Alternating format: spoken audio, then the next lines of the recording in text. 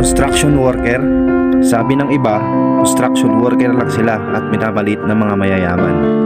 Pag may bagong itatayo na building, sila ay nakatuod sa laki, design, taas at higit sa lahat, ganda ng itatayo nila. Sino bang mga construction worker?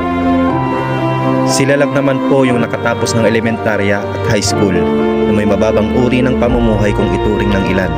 Sila yung nagtatrabaho sa ilalim ng tirik na araw o sa matataas at malalaki at delikadong building.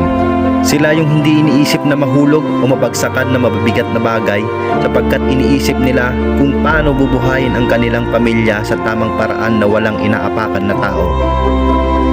Sila yung kahit mahirap at mabigat na trabaho, umulan umaraw, tuloy lang sa pagtatrabaho. Pero maliit ang sweldo, tinitiis nila para sa pamilya. Ganito nila kamahal ang pamilya nila. Lahat gagawin nila, walang iniisip na hirap at pagod. Martilyo, lagari, pala, welding machine at iba pang gamit ang nagsisilbi sa kanila na ballpen. Sila yung madalas baon, sardinas, itlog, tuyo, payless, minsan chichirya at asin na lang pero masaya na sila doon. Isa sila sa pilit pinagkakasyang maliit na sweldo at minsan kulang pa.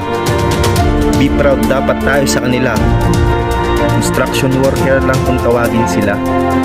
Saludo po ako sa inyo na proud kayo bilang isang construction worker na minamaliit lang ng karamihan.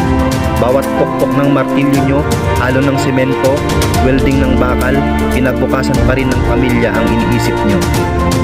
Kayo ang dahilan kung bakit may bahay, tulay, kalsada at maging sementeryo. Kaya dapat maging proud tayo sa kanila at wag nating maliitin ang kakayahan nila. Kaya paki-like and share kung naging proud din po kayo sa kanila.